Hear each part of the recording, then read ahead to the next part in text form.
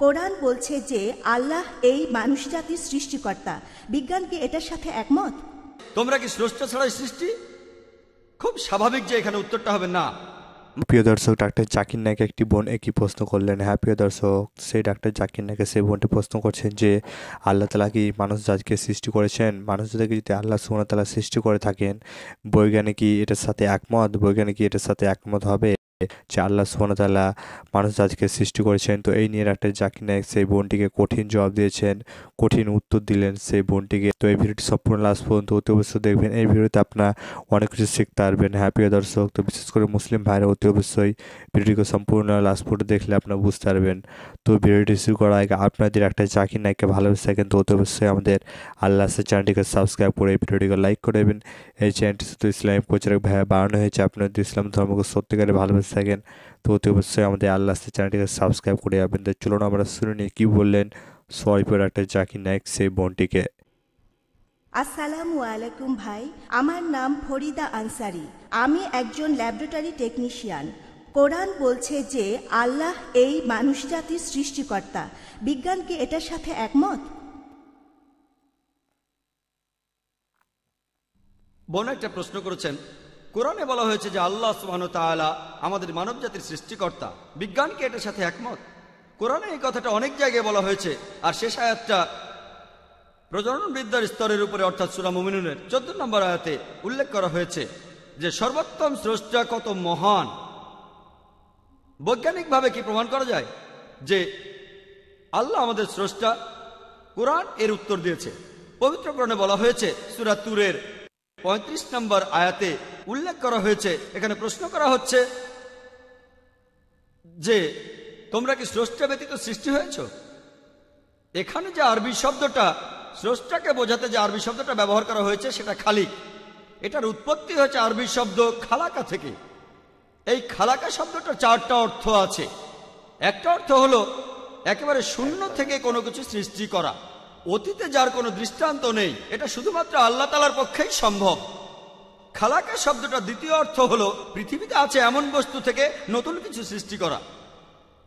খালাকা শব্দটার তৃতীয় অর্থ সেটা হলো প্রোগ্রামিং বা পরিকল্পনা। আর চতুর্থ অর্থটা হলো সহজ করে দেয়া। পবিত্র কোরআন প্রশ্ন করছে সূরা তুরের 35 নম্বর আয়াতে প্রশ্ন করা হচ্ছে, তোমরা কি স্রষ্টা ছাড়াই সৃষ্টি? খুব স্বাভাবিক যে এখানে উত্তরটা হবে না। মানুষ কোনো স্রষ্টা ছাড়া সৃষ্টি হয়নি। কোরআন এরপর প্রশ্ন করছে, তোমরা নিজেরাই কি স্রষ্টা? আমরা কি সৃষ্টিকর্তা? আমরা ভালো করেই জানি যে মানুষ আরেক মানুষকে সৃষ্টি করতে পারে না। যদি সেটাই করতে পারত তাহলে কেউ মারা গেলে সঙ্গে সঙ্গে বাঁচিয়ে তুলত। যদি তার কোনো আত্মীয় মারা যেত তাকে সঙ্গে সঙ্গে বাঁচিয়ে দিত। মানুষ আসলে জীবজন্তু সৃষ্টি করতে পারে না, এমনকি একটি মাছিকেও না, মানুষ তো দূরের কথা। এছাড়াও শরীরের অঙ্গ প্রত্যঙ্গ তৈরি করতে পারে না। ধরেন বিভিন্ন অঙ্গ প্রত্যঙ্গ যেমন টেস্টি, ওভারি, এগুলোর কারণে বংশবিস্তার হয়। যদি বলেন যে টেস্টিস, ইউটেরাস এদের কারণে বংশবৃদ্ধি হয়, তাহলে আপনাদের পূর্বপুরুষরাও আসবেন, তাদের অঙ্গ প্রত্যঙ্গ, তাদের পূর্বপুরুষ এদেরও অবদান রয়েছে। তাহলে এর উত্তর হবে না। কোরআন এরপরে প্রশ্ন করছে সূরা ওয়াকিয়ার 58 নম্বর এবং 59 নম্বর আয়াতে প্রশ্ন করা হচ্ছে যে তোমরা কি ভাবিয়া দেখিয়াছ তোমাদের বীর্যপাত সম্বন্ধে? উহা কি তোমরা সৃষ্টি করো না আমি সৃষ্টি করি? আর এটাই স্বাভাবিক। কোরআন এখানে যেসব প্রশ্ন করছে সেগুলোর উত্তর হবে না। কেউ কেউ হয়তো বলবে এটা হঠাৎ করে হয়ে গেছে, আমরা হঠাৎ করেই সৃষ্টি হয়েছি। প্রাকৃতিক বস্তু আমরা হঠাৎ করে সৃষ্টি হয়েছি। আসলে আমরা বৈজ্ঞানিকভাবে দেখি আমাদের পক্ষে হঠাৎ সৃষ্টি হওয়া সম্ভব কি না।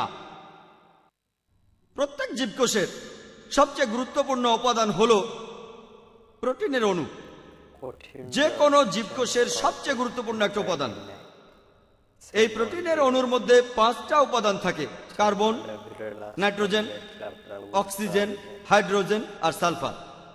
এছাড়া একটা অণু তৈরি করতে গেলে হাজার হাজার পরমাণুর প্রয়োজন হয়। এখানে একটা অণুর 5টা উপাদান আছে: কার্বন, নাইট্রোজেন, অক্সিজেন, হাইড্রোজেন এবং সালফার। হাজার হাজার পরমাণু নিয়ে একটি প্রোটিন অণু গঠিত হয়।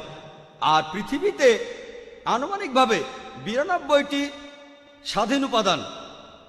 এখন এই 92টি উপাদানের মধ্যে 5টা মিলে একটি অণু গঠন করবে, আর এটার মধ্যে হাজার হাজার পরমাণু আছে, এগুলো মিলেই তৈরি হবে একটি প্রোটিনের অণু। এটার সম্ভাবনা হিসাব করেছেন ফ্র্যাঙ্ক এলিয়েন। তার মতে এই সম্ভাবনা হলো 1/10⁻160। এই 1/10⁻160 সমান কত জানেন?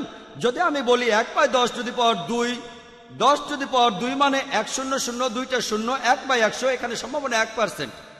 যদি আমি বলি 1/10⁻3, তার মানে 1/1000, সেটা 0.1%।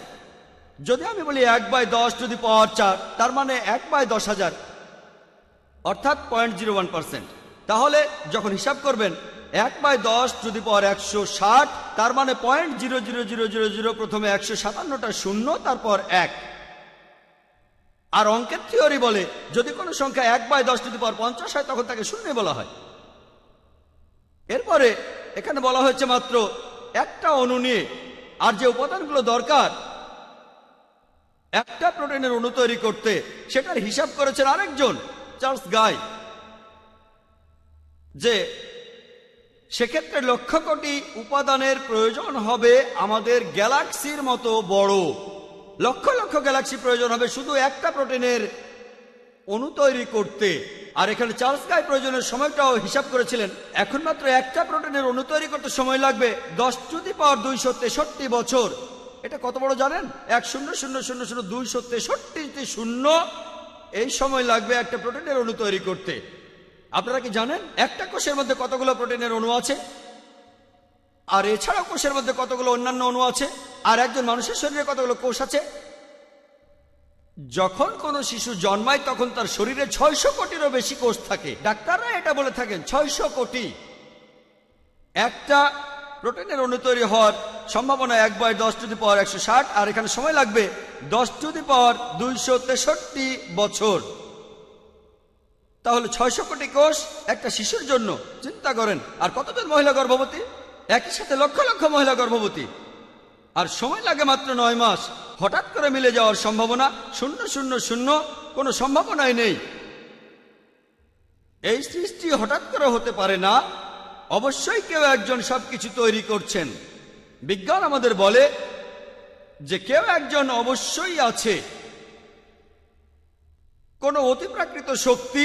তাই আমি আগেই বলেছি যে বিজ্ঞান ঈশ্বরকে বাতিল করছে না, ঈশ্বরের কিছু ধারণাকে বাতিল করছে।